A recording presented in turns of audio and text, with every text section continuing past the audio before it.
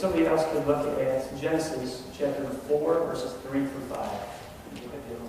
Do we want to take Genesis chapter 4? And Brother Hunter, if you could go over there about Philippians chapter 2, verses 3 and 4. We'll do just the first three. And then we'll kind of assign those as we go through. Now, this was originally intended, as you see, there's 10 things on there. It's intended as a 10-week study.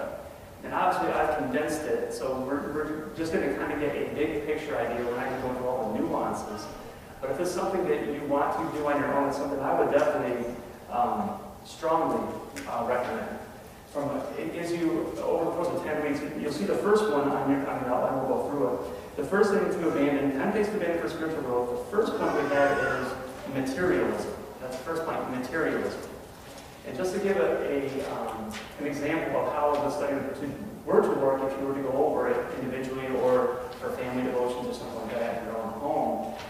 For this week, you take 1 week where you would look at, the other keepers here is James 1:17.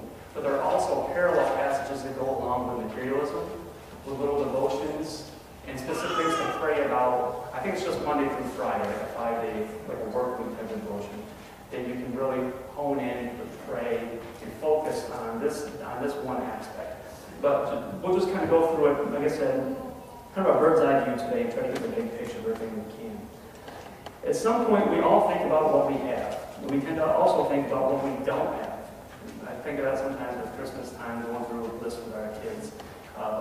And as Christians, we can be that way too, where the list of what we want sometimes is a lot longer than what we realize we already have. It doesn't mean that a lot of it. Being part of God's church, we have a lot of benefits already afforded to us that we don't really take full advantage of.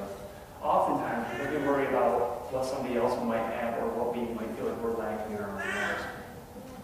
Now, this isn't necessarily a bad thing unless our thinking drives us to the point of becoming materialistic, which is supposed to be obviously something that we should not be involved with.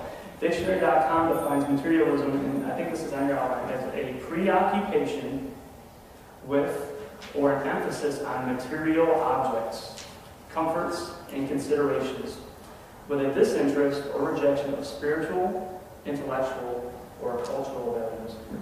Just like that.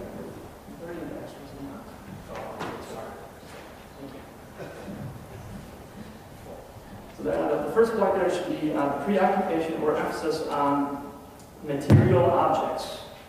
Material objects with a disinterest or rejection of spiritual, intellectual, or cultural values. Okay, so we're going to look at it. So how do we abandon that? How do we confront materials in our own lives? And I think the word that you have, James 1:17. Every good gift and every perfect gift is from above, and cometh down from the Father of lights, with whom is no variableness, neither shadow of turning. So abandoning materialism happens only when we acknowledge God as the source of all that we have and work to continue and to use what He's given us well. So there's nothing wrong with what we do or what we don't have. The question is, what are we doing or not doing with what God has blessed us with? Are we being useful with what God has already gifted us with? The next one, number 2, the next point on your line should be competition. Competition. Okay. And this is one that kind of hits home for me. I'm probably the most competitive person that I know. I've been around sports pretty much my entire life. I played high school football, basketball, baseball, and tennis. I played basketball and tennis in college. I've coached high school basketball for 7 years and college basketball for 3 years. And I've also coached tennis and golf. And if you ever get the chance to coach golf, that's an easy one. You just ride around in a cart and make sure kids don't hit each other with golf clubs. So it's easy money if you can get it. But the thing here with competition isn't necessarily a bad thing, but it can be. And we see some instances in the Bible where we're supposed to be exhorting each other to edify your brother. There's something along with teamwork should take place over the competitive aspect of things.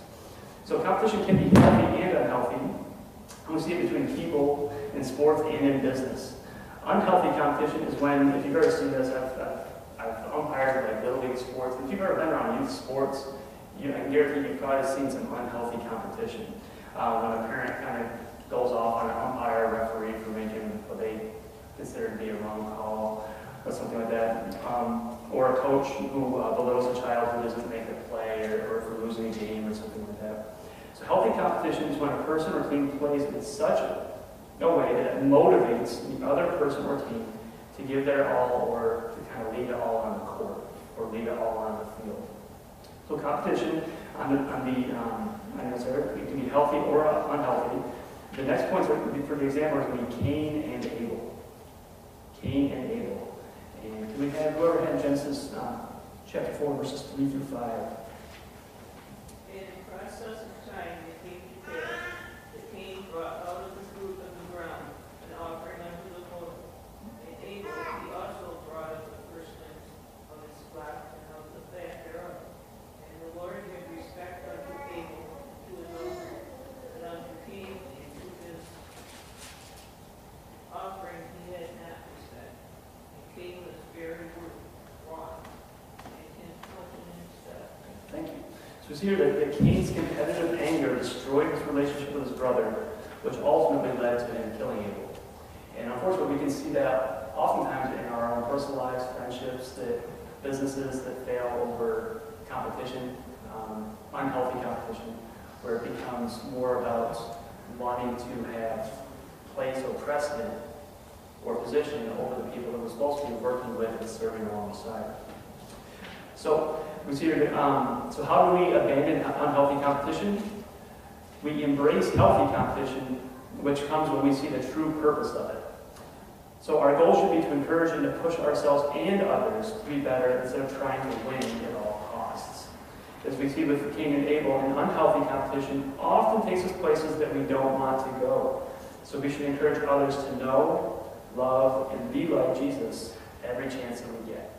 I've seen this in some of the opportunities I've had over the past year or so going to preaching in different churches. You would think that amongst churches and pastors that they would be exempt from this, but you would be surprised how some pastors get pretty competitive over the size of the congregation, how many baptisms they've had in a year, how much they're giving to missions. That's not what it's about. It's not a competition. We're all supposed to be working together, pulling in the same direction, and we would probably get a lot more done for the Lord if we were united in that instead of trying to be so competitive or trying to build up our own status spiritually. The third point here, number 3, is jealousy. Jealousy. Jealousy takes root in our heart for at least a couple of reasons. Okay, so first, it is an extension of our desire to compete with others in an unhealthy way. So that might actually be an unhealthy way. So we see here some of these times, if you don't get one of these things out of our lives, they can lead to or snowball into a different problem. But the good thing is, if you get rid of one of them, you can also eliminate a lot of other of these negative factors as well. So the mindset here is that if I can't have it, then they shouldn't have it either. Okay, and secondly, jealousy happens when we base our personal value on whether or not we win or lose. Okay, we saw that when Cain killed Abel, which we just went through. Because Abel's sacrifice was better than Cain's, Cain based his personal value on whether or not he could please God more than his brother. And unfortunately, Cain focused on being better than his brother instead of giving his best to the Lord. He's comparing himself to his brother instead of measuring himself up to what God would have us to do individually. As we see here, how can we abandon jealousy? Let's look at Philippians verses 2, 3, and 4. 2, 3, 4. Fulfill ye my joy, that ye be like-minded, having the same love, becoming of one accord, of one mind. Let nothing be done through strife or vainglory, but in lowliness of mind let each esteem others better than themselves. Look not every man on his own things, but every man also on the things of others. So So first and most importantly, we base our value, if we're going to abandon jealousy, we need to base our personal value on God's love for us, instead of on whether or not we have the best things, the most status, and those types of things that aren't really that important. Secondly, we can seek the interests of others first, instead of seeking out our own wants and needs. It's the most important thing in our lives. Okay, this Christ-like attitude within us will help to get rid of jealousy and to move. Okay, number four is drama. Drama. And if I could have somebody just turn to Galatians chapter 5, and read verses 15 and 16. Drama. Drama. We want to volunteer for Galatians 5, verses 15 and 16. Thank you. And this one kind of hits home because for me, I think I mentioned last time I was a speech therapist. Right now I work with all preschool kids so ages 2 through 5 mostly, in daycares, homes, and preschools. But before that, I worked in school systems where I would work from anything from pre-K up to high school. And when I was in Maryland, I was in a middle school 2 days a week. But I didn't have my own office space, so I shared space with the school counselor. She was there on, I think, Mondays and Wednesdays, and I was there on Tuesday, Thursday. And she actually had a poster on the inside of the wall that said, it had this big llama, like peeking through a fence, chewing on, whatever llamas chew on, I guess. And it said, save the drama for your llama, which is kind of funny, but if you've ever been in a middle school setting, you know it's very, very applicable.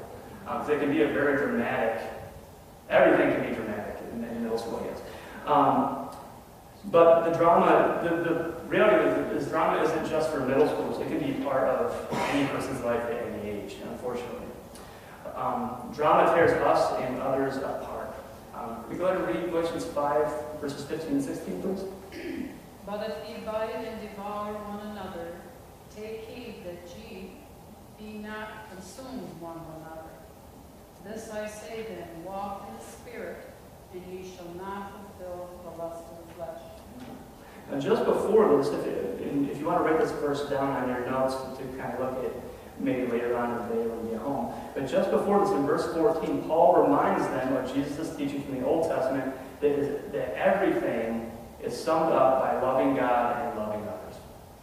In other words, our responsibility is to love God and others instead of causing drama by talking about each other and engaging in other sins of the flesh. Okay, so how do we abandon drama? We just went through those verses. The first thing we need to do is to walk in the Spirit. Walk in the Spirit. Those are the 2 blanks there on the outline. When we are led by God in that way, He has uniquely made us to love Him and others. He takes away our desire or our need to create drama by filling it with meaningful and life-giving things. So it's not just enough to get one thing out of our life, we need to replace it with something positive. Okay, so in order to get the drama out of our life, we need to replace it with that Christ-like-mindedness. Okay? You're probably seeing a pattern here on how these things all kind of build off of each other or can steamroll into something else. Competition obviously leads to jealousy. Jealousy can lead to drama. And drama leads us to number 5 here. Number 5 on the outline is gossip. Gossip. Too often what's going on in the lives of others is more interesting to us than what is going on in our own lives. It's like driving by a car wreck. You know the point where you slow down, not necessarily for safety, but you slow down just enough to see what's going on in the other lane and what the big commotion is about. Unfortunately, not only do we pay too much attention to the wrong things in others, we often tend to talk about them as well. When we dwell too much on the negative things and the faults in other people, it's like the Bible says, mine eye is affected my heart. And out of the abundance of the heart come out speaking. So what we focus on, if we're always focusing on the negatives in other people, that is eventually going to come out through our own speech and our own actions towards them, and not even towards them, but when we're talking about them without having being around. So we need to be very aware of that. Okay, so we have here that the truth is, and this is on the blank here, the words we use in spread have power. Power. So that's the next blank on number 5. The words we use in spread have power. We can tear people down just as quick, if not quicker, than we can build them up, simply by how we use our words and how we speak about them and to them. I don't mean to interrupt, Sure. but I work with a lot of women, Mhm. but I work upstairs, and believe me, there's a lot of drama downstairs. Mhm. And my one friend, she just gets real, and I said, when you get to that point, you come upstairs with me and chill out. It's not worth it. Yeah. You know, you just come upstairs. When I worked in the schools, it was myself, at least in the elementary school, my main building. There was myself, the PE teacher, and the custodian. We were the only men in the building. So for the faculty lunch, for the same reason I would always eat my lunch in the faculty lunch, and I actually started taking my lunch to the office because of the same reasons. It got to be worse than the kids at some points. And then never did they would actually say it. You could always tell who they were talking about because when that person walked in, all the problems stopped. Which to me, just from a maturity standpoint, it just seemed a little ridiculous. These are supposed to be leading the kids, and here they are acting very childish. But yeah, that's very true in adults as well as kids. Okay, so the words we use in spread have power. And we'll look at the verses here. I'll read these ones because there's 2 of them here. So how do we abandon gossip? James 3:9 warns about gossip, saying, "Therewith bless we God, even the Father, and therewith curse we men, which are made in the similitude of God." And he goes on to say, these things ought not so to be. Our saying mouths should not come out blessings and curses. We should be consistent. The biggest thing is to maintain the same personality. If you want to say it to somebody's face, don't say it behind their back. Just the common things we learn, our parents probably teach us as we're little kids, but it goes a long way, not only out there, but in our own spiritual lives as well. Ephesians 4:29 helps us also with abandoning gossip by saying this: "Let no corrupt communication proceed out of your mouth, but that which is good to the use of edifying, that it may minister grace to the hearers." Okay? I learned that if you don't have something nice to say, don't say it at all. This is the simple way. I remember my kindergarten teacher played a little song and dance went along with it. But, so we start learning about these things when we're little kids, but sometimes I think we assume that these things don't apply to us as adults. When in actuality, the Bible has a lot to say about the truths that we often learn as children and how they're still applicable to us to grow spiritually as into adulthood and long after. And when we do these things, the quality, this is on the outline, the quality of our relationships and the joy that we experience in our own lives will increase. So there in the outline, when we get rid of gospel, we address gospel in our lives, the quality of relationships and our joy will increase. Number 6. Can I have somebody look up Philippians 4:8? Philippians 4:8. There's 2 words here for number 6. For number 6, to abandon, for spiritual growth, we need to abandon negative thinking. Negative thinking. The way that we think has a tremendous amount of influence on our lives. That first point there is influence. Our thoughts can motivate us, make us mad, or even deceive us. You've probably all been there where someone else is talking to us, and we're all thinking about something else. We might be nodding along, kind of acting like we're interested, or just kind of giving lip service to the conversation, but our mind is somewhere else. We might be thinking about, are they sizing me up? Are they judging me? Do I look okay? Am I saying the right words? And when that happens, when we start worrying about too much about what other people think of us instead of what Christ thinks of us, we can start to get a pretty negative self-image of ourselves. Instead of seeing us who God sees as someone that He loves so much that He was willing to send His Son to die on the cross for us. When we think about how much God actually loves each and every one of us, that should really get rid of a lot of our own negative thinking. I'm not saying we should be proud, but I'm saying we're supposed to have a humble spirit. But we're supposed to be humble before the Lord. in a godly way, but we shouldn't be overly critical of ourselves or overly consumed with if other people are thinking negatively about us. I read Philippians 4:8 for us. Let me read it. Yes. Finally, brethren, whatsoever things are true, whatsoever things are honest, whatsoever things are just, whatsoever things are pure, whatsoever things are lovely, whatsoever things are of good report. If there be any virtue, if there be any praise, think on these things. And so obviously we see here just a list of things. Instead of filling our mind up with negative thoughts, things we should be thinking about should be true, honest, just, pure, lovely, a good report, and a virtue and praise. And just how we mentioned earlier, if you don't have something good to say, don't say anything. If you don't have something good to think, try not to think anything. Because what happens is if you don't have something good to think about, you know where our sinful hearts and minds are automatically going to go? The negative. Automatically.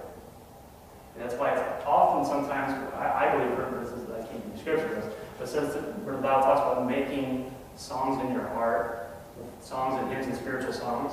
I think a lot of that sometimes is if you fill up your heart and your mind with songs, hymns, and spiritual songs, there's not going to be a whole lot of room for a lot of those negative thoughts. Too often, though, we can get to the point where, we're surrounded, we live in a fallen world. We live in a sinful world. We've got all sorts of confusion around us going on in all walks of life, politically, socially. If you turn on the news, and it's good to be aware, we should, as Christians, we need to know what's going on in the world around us. But if we spend all of our time consumed with what's going on in the news, or on the radio, probably 90% of that stuff we hear is negative. And if that's all we ever attend to, we're going to it affects our spirit. And what happens is it comes out, it gets into our heart, comes out through our mouth, and how we speak. So not only does negative thinking affect our relationships, it can also affect our performance academically and in the workplace. Going back to my experience with coaching, I had a rule, at least when I started coaching at the competitive level, at varsity level and above, if I talked to a kid before a game and he was not 100% positive that he was going to be able to perform well, I can't in any good faith trust in him to do anything successful either. Because if you've already defeated yourself mentally in your mind, you're already thinking negative thoughts, that's half the battle right there. And spiritually, a lot of times I think we're held back from growing because we can think such negative things and think that we're just so unuseful and that God couldn't possibly use us. We can rationalize and talk ourselves out of doing a lot of things that God could really use us for. So we have to be really careful to fill up our heart and our minds with good thoughts about how God sees us and how much God loves us, instead of even some of the negative things, even if they might be, in fact, truthful. We got to try to see ourselves through God's eyes instead of through our own eyes as much as we can. What was the, What's that? what was the E? And Affects relationships and performance. Yes, performance. When we criticize ourselves with negative thinking, our bodies lose much needed energy. This wasted energy keeps us from performing at our highest level, which unfortunately tends to help keep the negative thinking going. If you're thinking negatively about something and you go into the wrong mindset, you start not being very successful. It just feeds that system again and keep thinking negatively about yourself. So we got to try to cut that off at the root. Number seven is anger. Anger. And James 1:20 is the verse for that. James 1:20. If anybody would, actually I'll keep on this up and get to it. But now this is where we got to be a little bit careful, because not all anger is bad. Okay, there are some. The Bible refers to it as a righteous indignation, which is a godly response to injustice. Okay, so not all anger is bad, and there in the blanks you have is the Bible term is a righteous indignation. Okay, which is, like I said, is a godly response to injustice. Okay, so just like a couple nights ago, I heard some things on the news driving home about some human trafficking and things like that, which, as a Christian, that should anger us in a godly way. We should have a righteous indignation towards sin and things that God is completely against. We should be completely against as well. It's not saying we should never get angry. But the anger that we're discussing here is the enticing, enraging, and out of control anger. Okay, so you see there in your blank, the bad anger is enticing, enraging, and the blank there is out of control. Out of control. This type of anger does not lead to the results that we're looking for. Okay, in James 1:20 says, "For the wrath of man worketh not the righteousness of God." An anger that is not from God, anger that is not the righteous indignation, this bad kind of anger, if we can call it that, the bad kind of anger, results in tearing others down and leading us away from our final goal. It kind of is more destructive than it is constructive. So how do we abandon this bad, if we could say the bad anger or the worldly anger? Each day we need to make a choice that God's way is always better. Okay? When we get caught up in doing things our own way, remember the Bible tells us, we might feel that we're justified in our anger oftentimes, but we know the Bible says that our heart is deceptively wicked. Who can know it?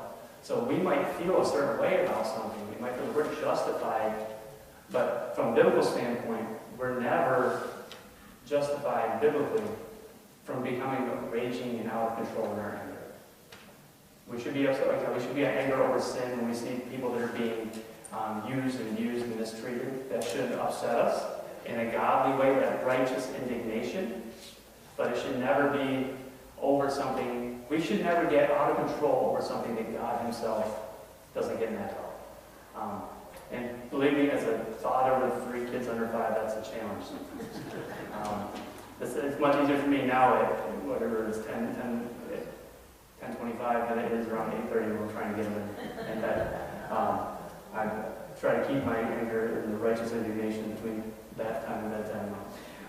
But a lot of these things, if we're going to be honest about it, hopefully nobody on this list is probably going to have all 10 of these things. But if we really take an inventory of our lives, if we're going to be truthful about ourselves, we all have at least a couple. There's all something that we can get rid of our lives and get closer to God. And that's the goal here. Okay, number 8. Okay, we saw number 7 was anger. We're going to see what if we don't check the anger, what does it lead to? And number 8 leads to violence. Number 8 is violence. Violence is a byproduct of other sins in our hearts. Okay, most people don't wake up one morning and just decide that they are going to become this violent, destructive monster in society. What happens is somewhere along the way, either the competition, the jealousy, the negative thinking, or the anger goes unchecked, and it rolls up and builds up inside them to where it comes out in just a burst of violence. So violence is usually a byproduct of other sins in our heart, whether it's anger, jealousy, control. A big one we see in our own society, I believe, is pride. We have a lot of pride in our society where people feel very entitled to do what they want to do, when they want to do, without regard for other people. And when that goes unchecked for a long amount of time, eventually that usually comes out in some sort of physical demonstration of violence towards people or property.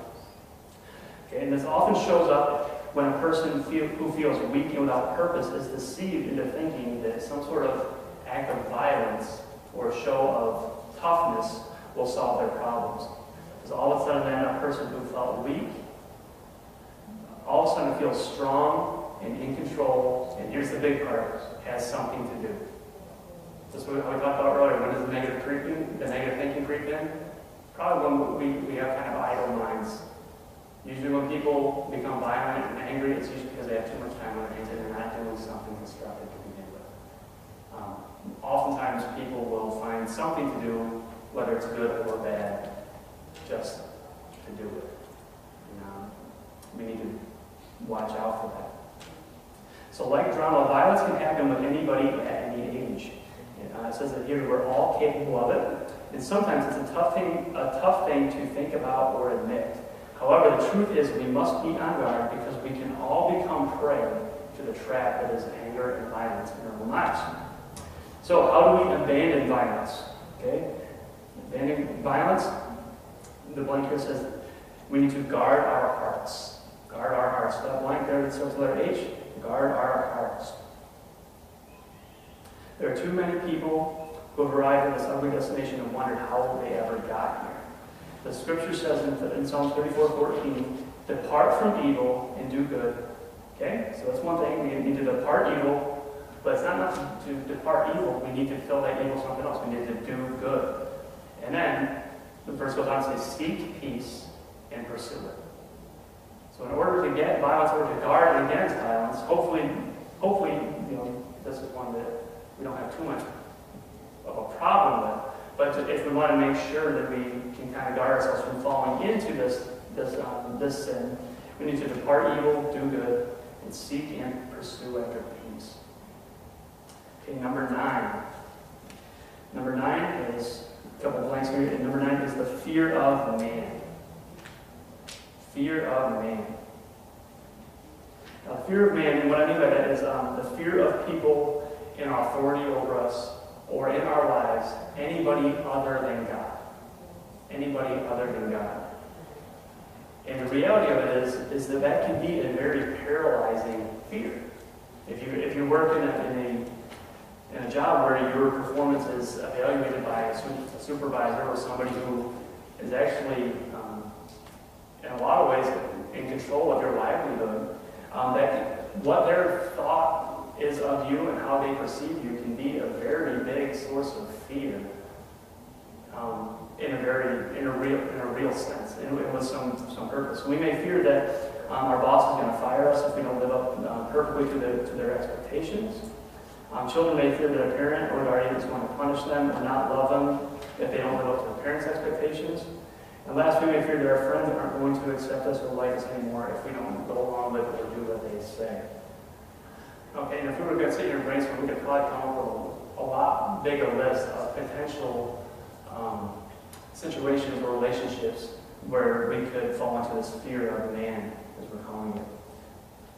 This fear hinders us from living the way God intended us to live. Now, unfortunately, these circumstances are not the fault of our own. There are times when people around us put us in a position of fear. Okay, so for example, if a boss or a parent or a friend have treated us in such ways in the past that cause us to fear, that's a normal thing for us to have our guard up and be wary of. But regardless of the source, we are meant to be in relationships built on love, trust, and mutual respect, not on fear. So the one here says it hinders us from living the way God wants us to live. And how do we abandon fear? We must understand who we are and who God is. So the blanks there say understand who we are and who God is. And this is the key part here. If we would just, I think sometimes if we could just get this one thing down, we could cut off a lot of these sins in our heart at the root. We are prized possessions made by a loving God. This loving God is our protector and provider. Psalms 91, verses 1 through 2 says, he that dwelleth in the secret place of the Most High shall abide under the shadow of the Almighty. I will say of the Lord, he is my refuge and my fortress, my God, in him will I trust. So even though people and circumstances may attempt to make us feel fear, it's our responsibility as Christians to focus on the God who goes before us and behind us to protect us from all the fears that are around us. And lastly, number 10, when we start with L, number 10 is laziness. Laziness.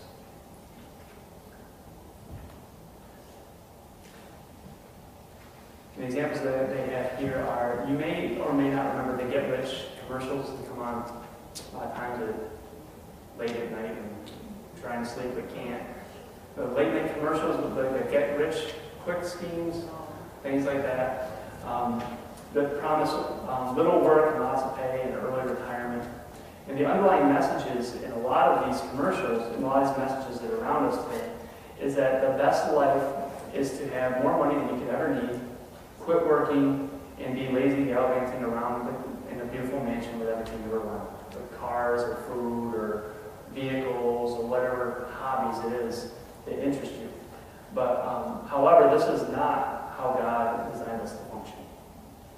As humans, we are made to work. We are made for work. That's the first bullet under number 10. As humans, we're made for work. Work gives us meaning. In fact, work begins with God in the first book of the Bible.